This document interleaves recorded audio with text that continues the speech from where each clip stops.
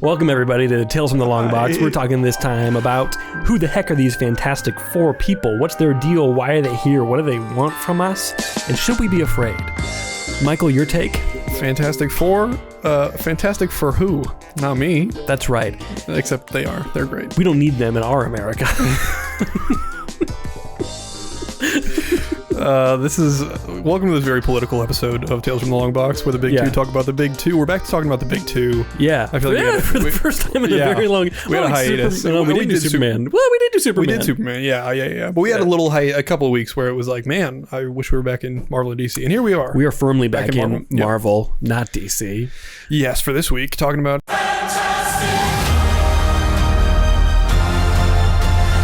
But we are here to talk about the Fantastic Four, not necessarily what inspired the movie specifically, because I kind of have no idea what they're taking from. Same. But more like, who are these characters? So we know that, what do we know? We know that the Fantastic Four are in it. Okay? Yes, the main roster. Yeah. HERBIE. Yep. HERBIE's my boy. Fantastic Five, more like number with one. him. Yeah, he's the number one member, as far as I'm concerned. Voiced by Matthew Wood.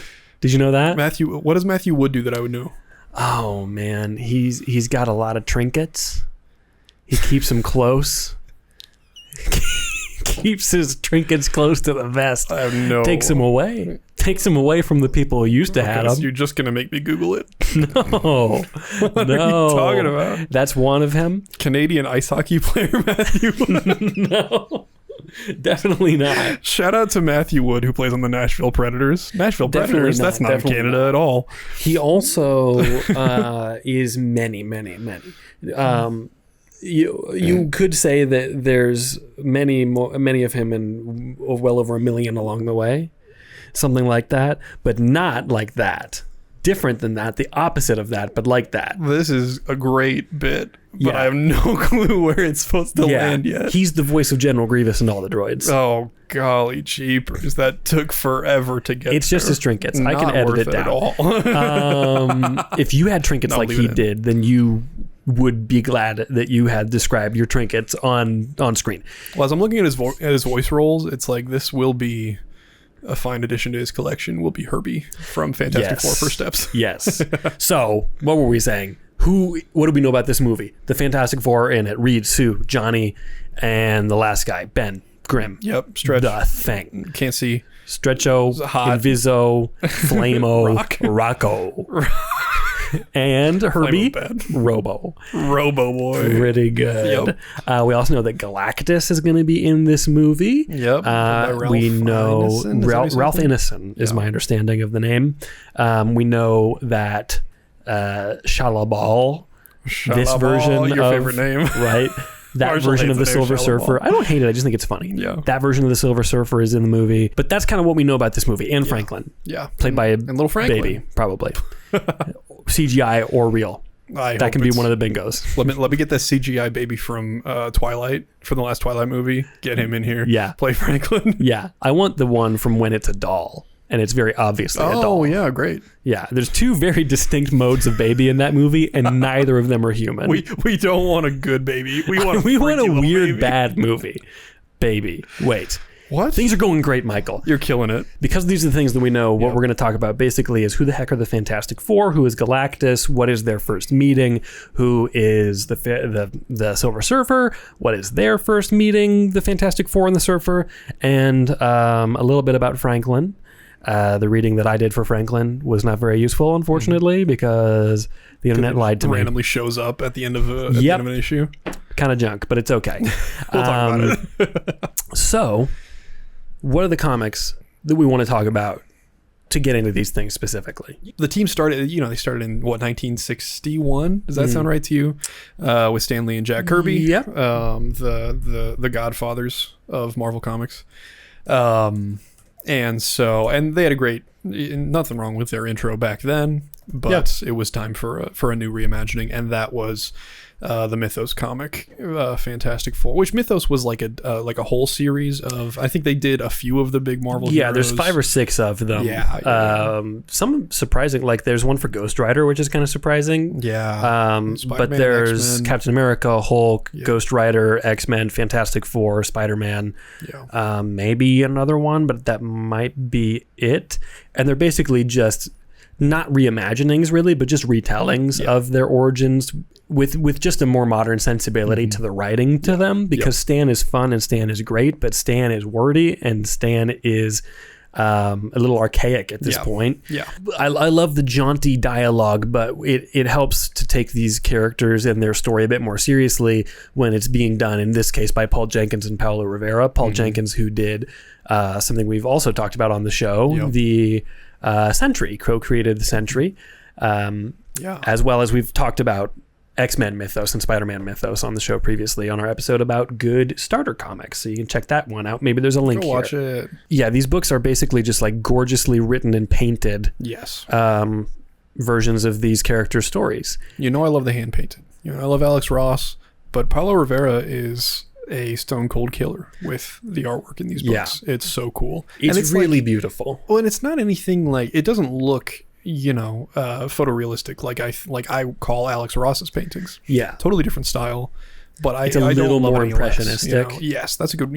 Thank you for the artist word for it. I needed that. 100%. Do you think if you had to narrow down the difference between like the old school Fantastic Four origin and the overall feel and aesthetic and so on versus this kind of more recent one with Mythos, what would you say is like the biggest difference between the two? I think just the level of like, I don't know if earnestness is the word, but it's just, they're taking these kind of ridiculous things and treating them in more of a serious way that doesn't feel stupid and ridiculous. It does work. And it feels very science fiction, but not as pulpy. It feels like a modern science fiction thing, not a 1960s science fiction magazine, which is what the original thing was. Basically, the idea is that they were going on some research mission, and Reed was impatient to get up there, and despite forecast of cosmic rays, was like, let's go anyway, it's going to be great. And then they get shot with cosmic rays. Yep, absolutely. Whoops, it's all Reed's fault. Big whoops. So in Mythos... really all the time it's Reed's fault. Kind of. Well, I want to talk about that too. But in Mythos, it looks like they're basically like they're doing a research mission on a space station here, but they're already up there, and then this thing happens. These solar rays kind of get at them, and then, because of the kind of things that are happening to them in the moment, they all kind of change. But it's a great kind of like reimagining of that classic thing that gives it a bit more of an actual story to it, rather than just like, we went up in the stars and we got shot by the sun. And then I can move my arms long, stretchy as can be. Turn it into a lasso. I can turn invisible. I'm gonna wrap up my bestest buddy. And I'm on fire now. It's a weird power. Yes, I'm on fire now. I'm on fire now, and I am rocks. Strange, but great powers. Fantastic. Some would say that again. Fantastic. Yes, looking at the art of Mythos, it very much keeps in like the kind of style of the classic book. Like they very much look exactly like they were drawn by Jack Kirby, but in a more realistic sense. Which for the Thing is really interesting, because usually when they try to draw him more realistically, the artist will take him out of the kind of Kirby proportions and Kirby stylization that he's so known for. He's a very cartoonish artist in a lot of ways. But in this, Rivera is really just taking that exact same exaggerated form and giving it realistic lighting and detail in a way that, because he is such a fantastical creature, just kind of works, because he doesn't look like he belongs here.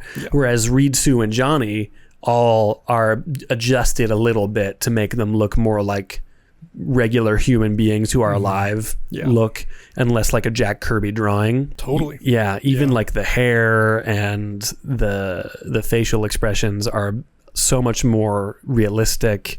The way that Reed stretches is kind of scary looking. Well, yeah, when there's that panel of like, his mouth is falling open, like it's weirdly elongated, and his arms are, he just looks kind of like a weird ghoul who doesn't know what to do with his whole body. An elongated man.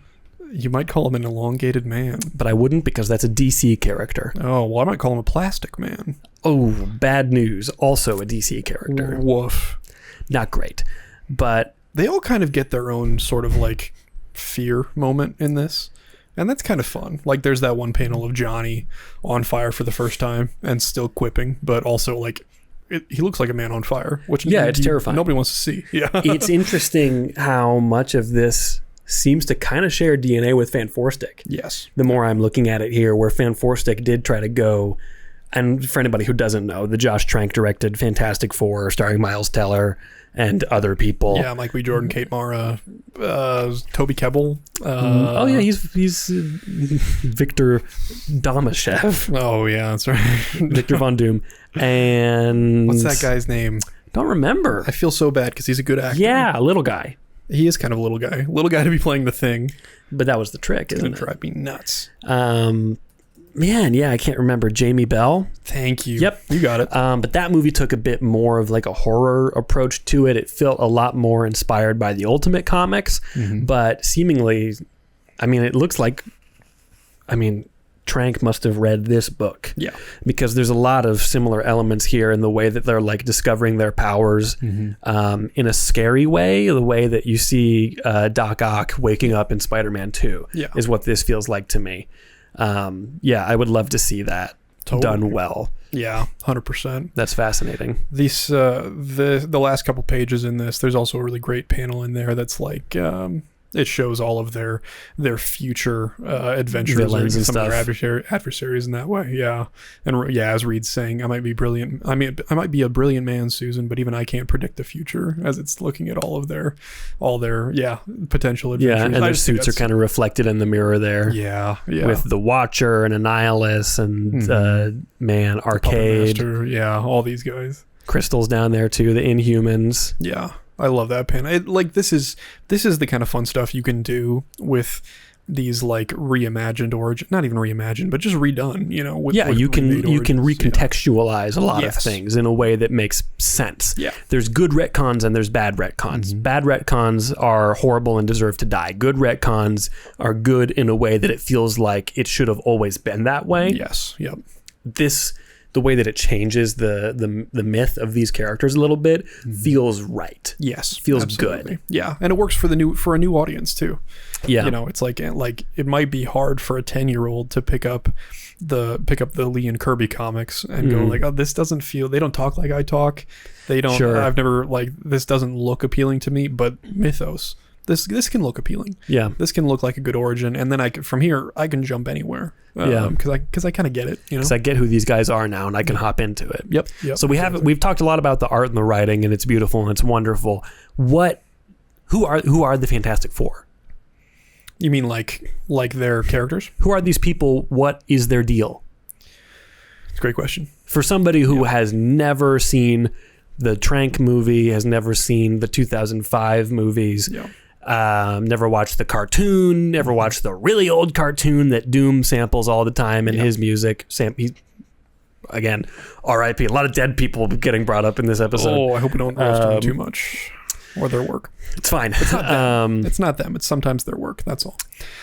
But so who are these people for people who don't know anything about them? Well, so jumping into it, I always start with Reed Richards because I think he's the most interesting of the four. Okay. And he's the patriarch of the family. Yep. He is also here. So he's the one with stretchy abilities. Yeah. There's four of them. There's four people. Of them. He's one of four. Yeah. But I think his real power is that he's the smartest man on earth. That's that's what gets the family into and out of their most interesting like ordeals. Yeah.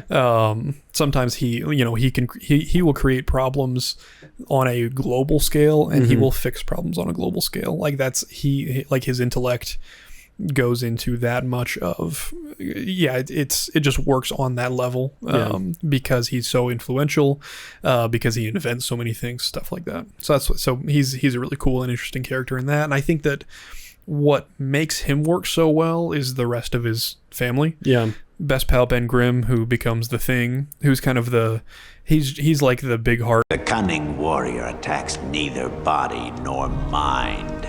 Tell me how! The heart, Osborn. First, we attack his heart. Gentle giant kind of guy. Yeah, they grew up together, went to college together and everything, college roommates. Yep. And while Reed is very logical, intellectual in his head and everything like that, Ben is kind of the jock with a lot of heart. Tell me how! The heart, Osborn. First, we attack his heart. Who kind of brings out the emotional side of Reed, or at least encourages him to hey, man, maybe stop using your brain for a second and use your heart. The heart, Osborn. First, we attack his heart. That's three. That's three. Yep, exactly. Oh man. Oh, I can't wait to see that. Yes, that's Ben Grimm, the soul of the team. Yeah, he's very much the most human out of all of them. Yeah, and which is why his transformation is the most interesting, because you get a very intense counterpoint to that, because he's the only one who could not pass just for a regular person anymore after their transformations. Yeah. Everybody else just looks like a normal person, except they can turn invisible, turn on fire, or stretch out really far. Yeah. Ben literally turns into a rock man and is so outlandish and different, but at the same time is the I'm going to say it, the heart. The heart, Osborn. And the soul of the team. There it is. And really keeps them all together. Yes. Where the rest of them are either related by blood or marriage. Ben is really the one who is actually making this thing cohesive. He's in a non-disparaging way, he's the Ringo of this group. Yes, 100%. Because without Ringo, there is no Beatles. All three of these other guys need Ringo. They're all best friends with Ringo and scared that everybody else doesn't like them anymore. But they have this collective thing with this guy who holds them together and says, actually, guys, it's chill. Yeah. Everything's good. Yeah. 100%. Yeah. What else about the Thing? He gets sometimes he has a girlfriend, Alicia, who's blind. Yeah, which is a fun pairing, because he finds himself to be hideous oftentimes, and she doesn't know around him, and she doesn't know. Yeah, she just knows him. I mean, she does, but she doesn't care. Yeah, she doesn't know in the way that you and I do, where we could see him. Yeah, exactly. But so that's a very fun detail. Famously, a Jewish character lived on Yancey Street. Yancey Street, which is a play off of Delancey Street, I think, in New York. They recently renamed. I saw this. Yeah, I don't remember exactly where it is in New York, but I think it's Jack Kirby's home neighborhood. They renamed his street the corner of Jack Kirby and Yancey. Yeah, which is so cool. Yeah, really cool. That. And in prep for the new film as well. I think it's incredibly fun. Yeah. Well, because Ben, that's another thing we can say. The artist Jack Kirby, who co-created all these characters, co-created Captain America, Black Panther, tons of different characters, lots of famous ones that everybody would recognize.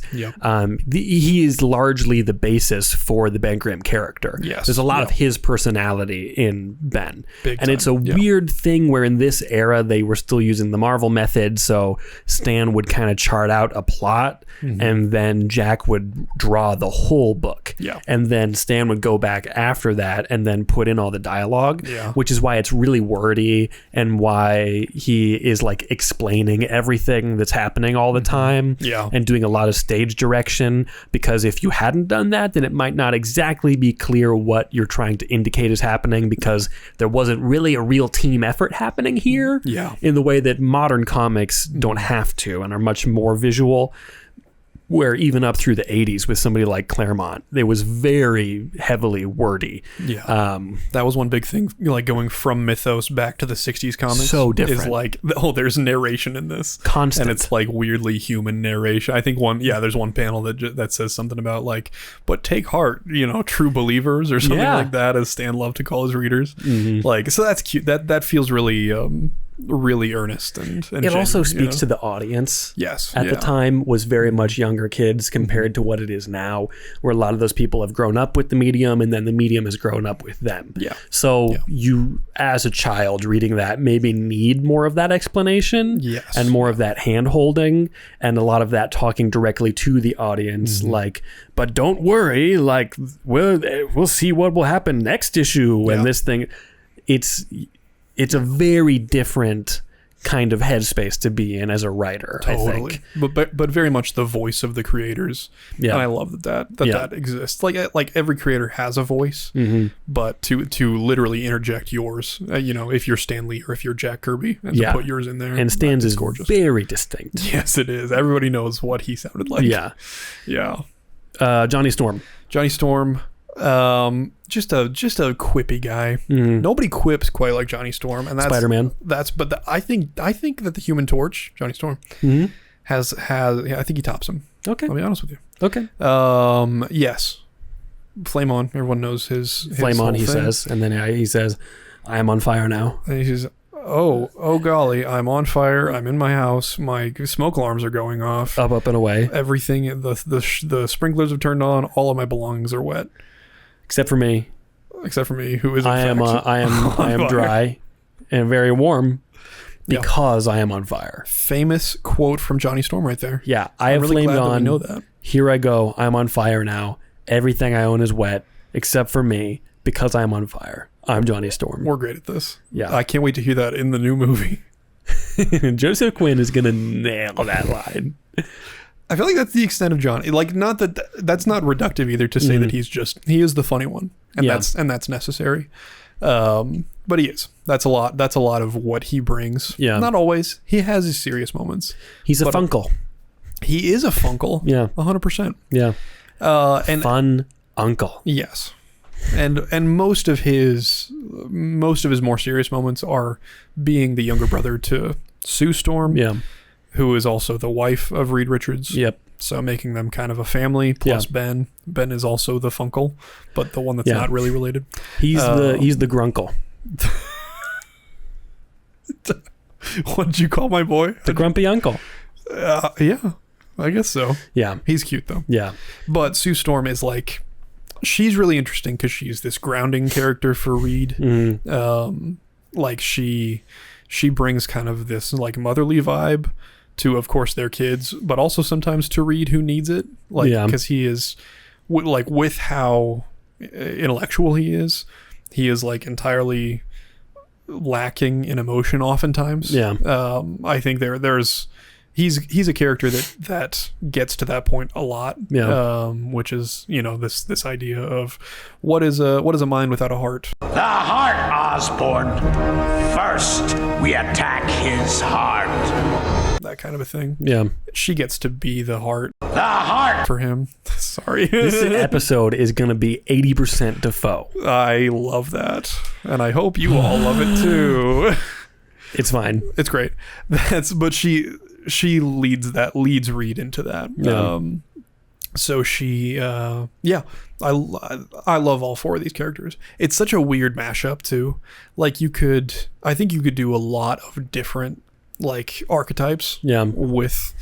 With a team that's built off of the smartest person on the planet. Like you could, I think like modern art authors, for example, would be tempted to throw in, okay, this one's the smartest guy on Earth. Yeah. So the Thing, I'm going to just go off on a tangent. Sure. So the Thing has to be the strongest guy on Earth. Yeah. And so has to be, like, these all have to be superlative the most of people. Something. Yeah, exactly.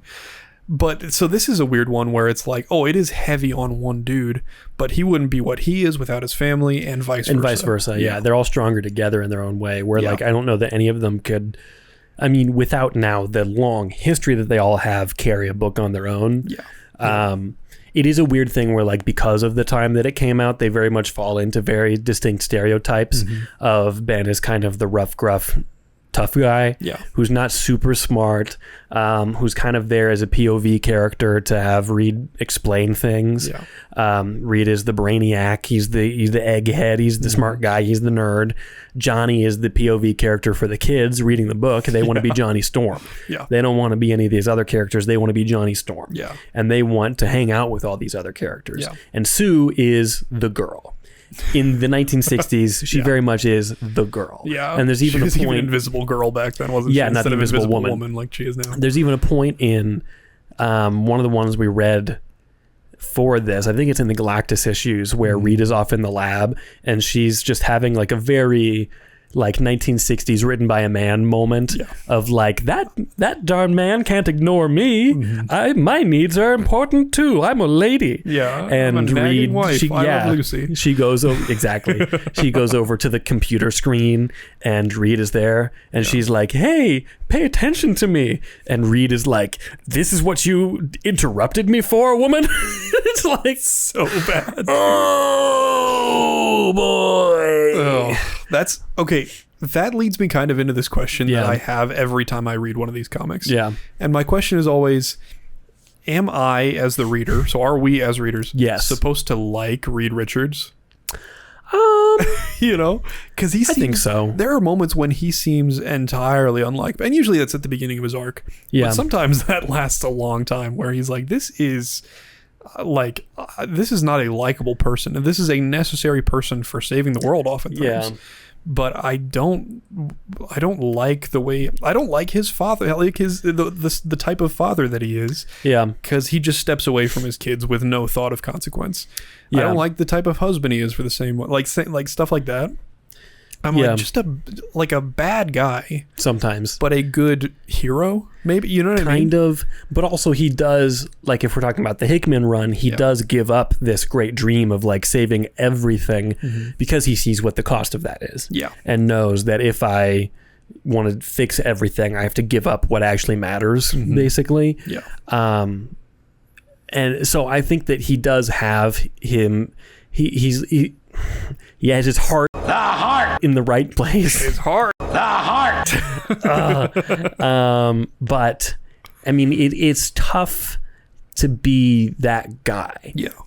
Because he has the whole great power, great responsibility thing, but on a different level, where it's like he's so high above the rest of us.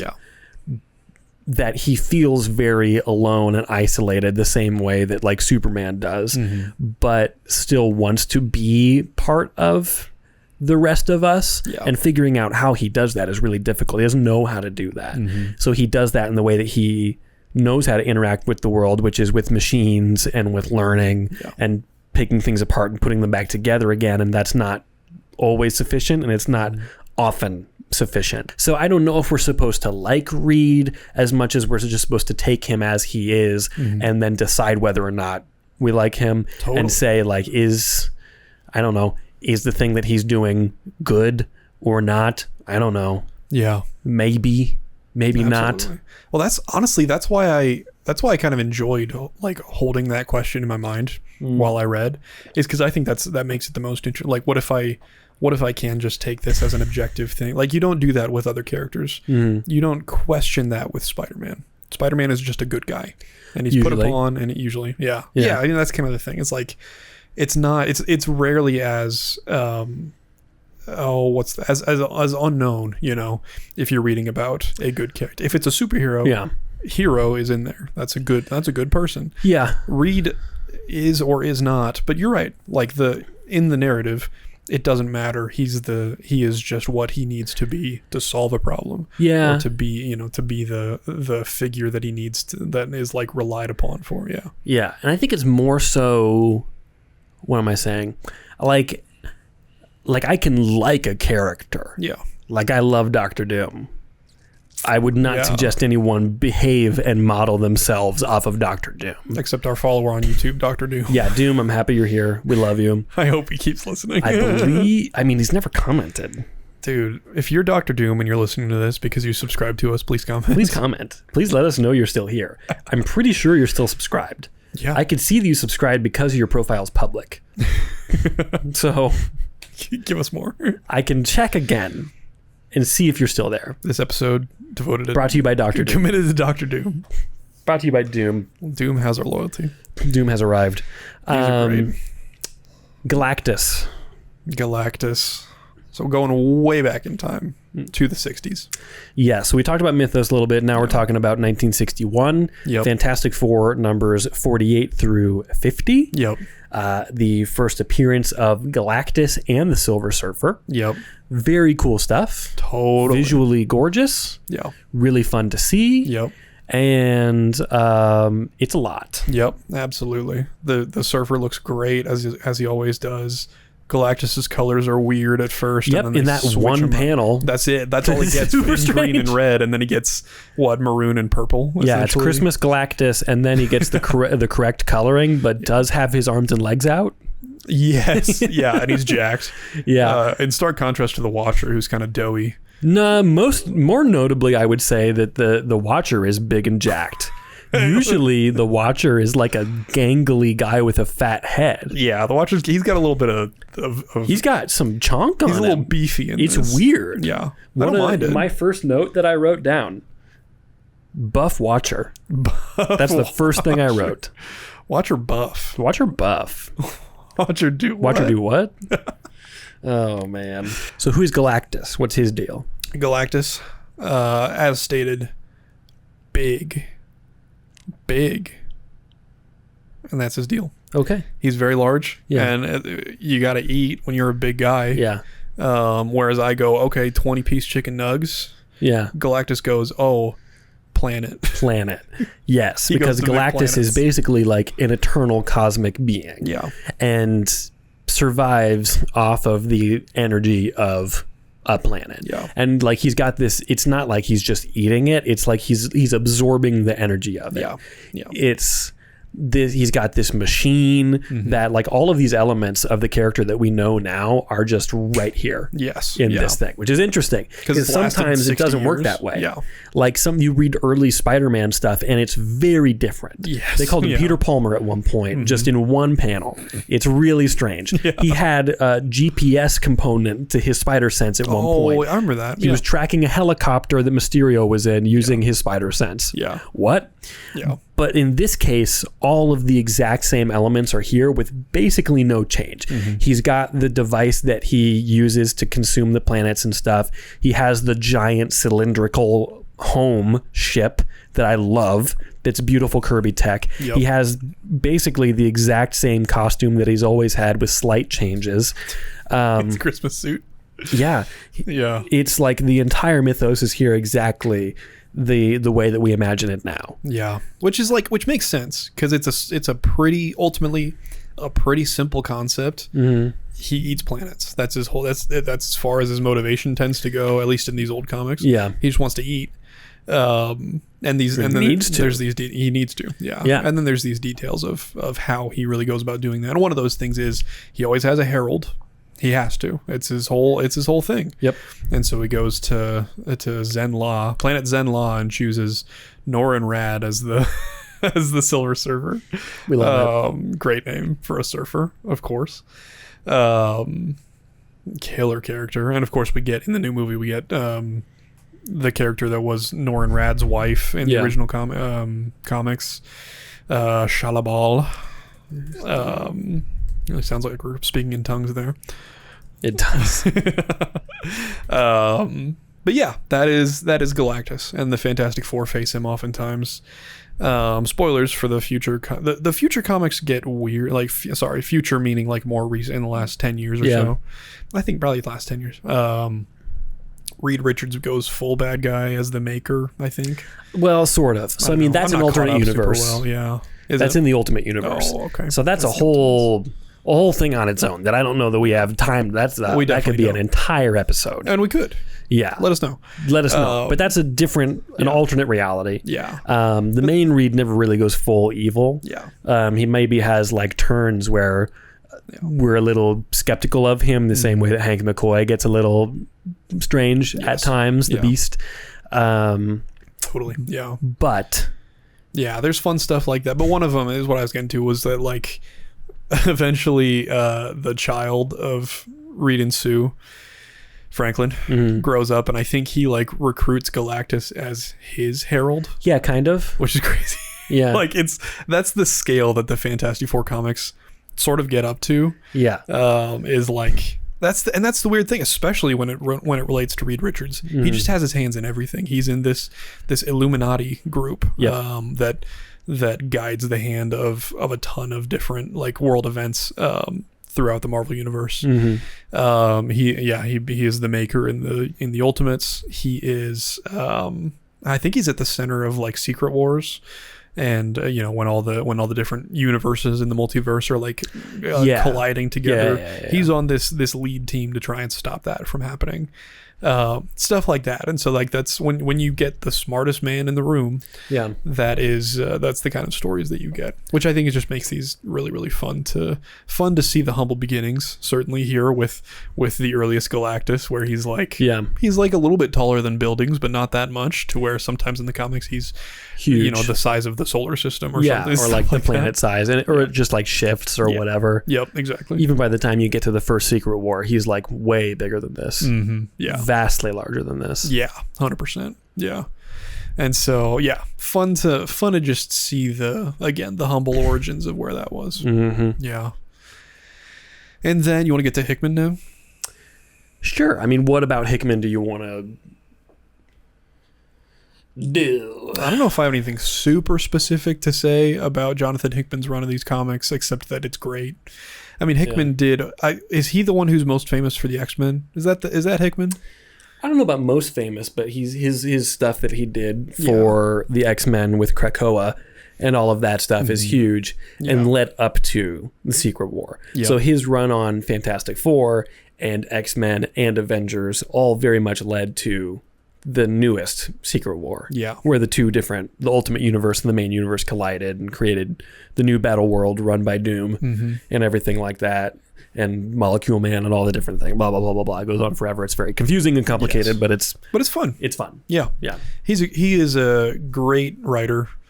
I kind of love everything he puts his pen to, including this, where this kind of gets into what I was, what I was talking about with Reed just being just too large for life. In this, he wants to.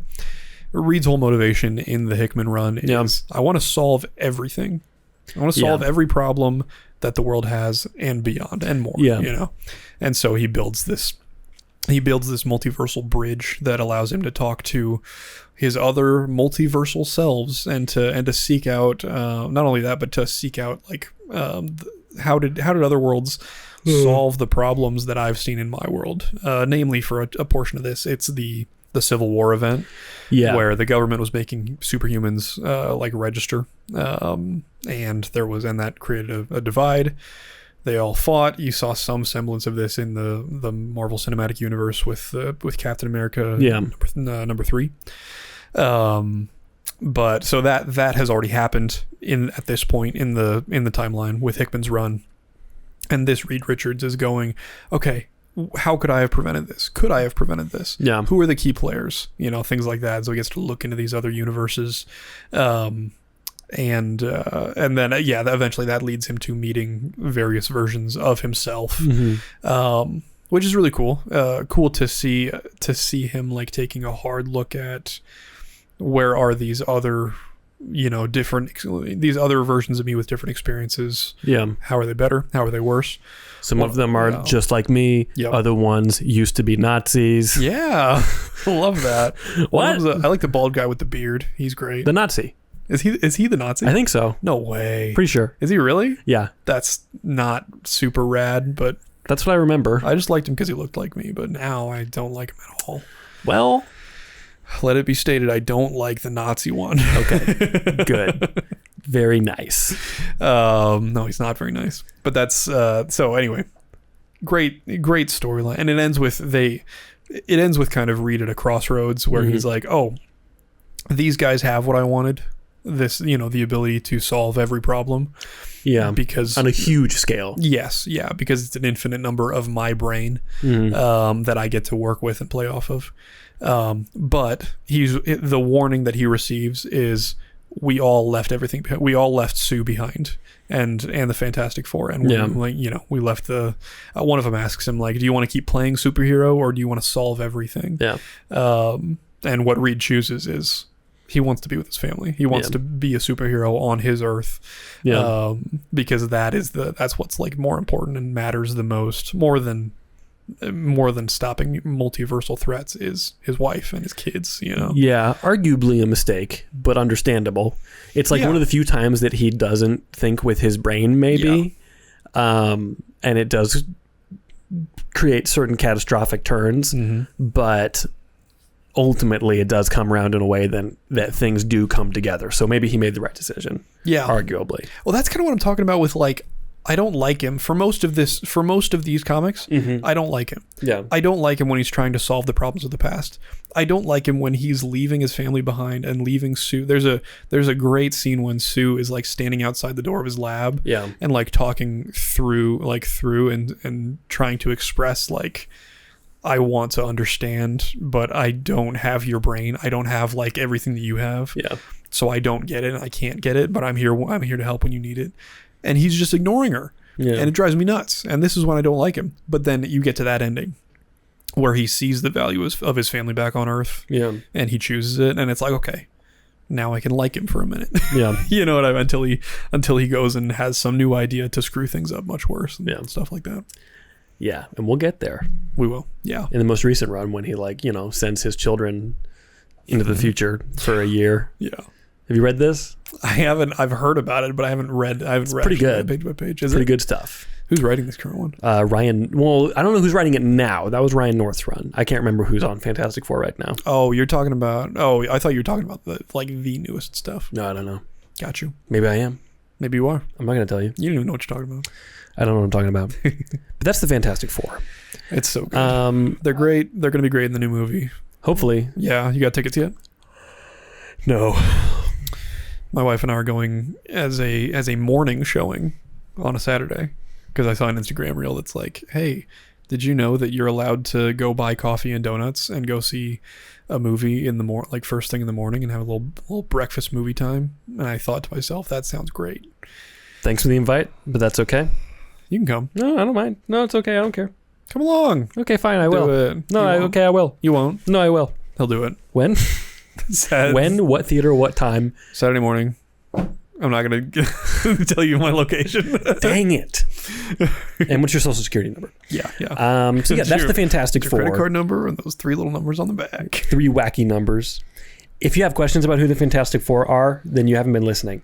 But also if you do, send them to us. I can answer your questions. Know. Me too. Yeah, we can both answer questions. Let me get in there. Michael's going to be our social media manager soon, and then we'll have social medias that you can follow. So check out for that soon. There is kind of a Discord right now, but it's not like, I don't feel like we need to make that a big thing yet. That's unless our social media posts make you mad. Yeah. In which case that one was Marshall for sure. Yeah, for sure. Yeah. But there will be probably some sort of Instagram, TikTok, whatever, different stuff. Yeah. And you can check us out there whenever that happens. Until then, I'm at mparish_art as always. Keep your eyes peeled. Here's 3 things that I've drawn. One of them's the Fantastic Four. Boom, boom, boom. And you can check those out. Pretty good. That was pretty good. We love hearing from you guys. It's our joy in doing this. So yeah, and let us know if you think Michael is too bald or if he should shave the rest of his hair. 3 votes, 3 likes on this video, and Michael will shave his entire body. That's actually... Thanks, everyone, for listening. My wife would hate me, please Comic books are great. See you next time. Yes, love you. Keep reading comics. Bye. Good luck.